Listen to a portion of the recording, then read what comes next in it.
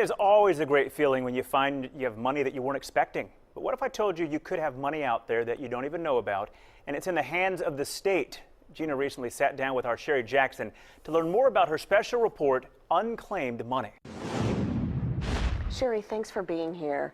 Okay, how much money are we talking about? You're not going to believe this, Gina. We're talking $550 million. This is in cash and property owed to people in the state of Alabama. Many of these people don't even know that money is theirs, that it's there. We don't know how they got separated from their money, but the fact is they have been separated from the money, and by law, these companies who have it have to give it back to the people, so they give it back to the state after a certain number of years. Okay, this is fascinating because I'm sure a lot of folks at home are wondering, do I have money? My question is, where is this money coming from? Is it from inheritance? Is it from interest left in bank accounts? How do they come up with all of this money that nobody knows about? You know, it's all of the above, but it's also, you could have had a deposit at a utility company or something.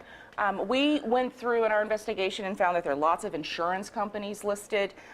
If you've had a deposit at an apartment complex, we surprised some people who had money left over from like a last check at a job that they never got.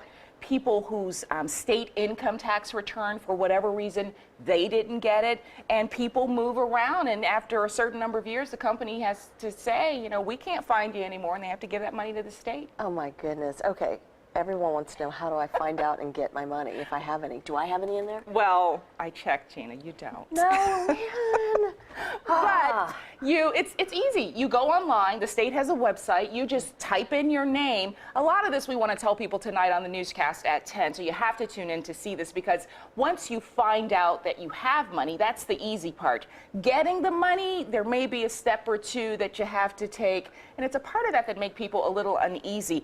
I received one of these cards in the mail. Okay. And if you get one of these cards, don't ignore it like I did, because this card is from the state, although it says MoneyQuest, Alabama.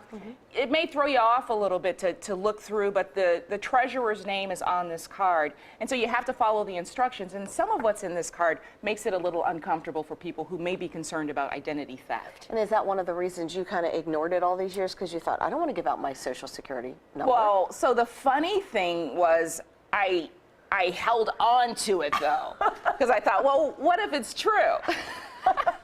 So I had this card, and when I took it to Montgomery, and they went through it, and they said, yep, I had 3 different claims for money, and I now have a check. So tonight on the newscast at 10, I will open my check to show people just how much money I got. Okay, promise me one thing. If it's a lot, we go to dinner, and you're paying. All right. It might just be coffee. All right. Sherry Jackson, thank you so much for joining us this morning. And don't forget, Sherry's special report, Unclaimed Money, airs tonight on WIT 42 News at 10.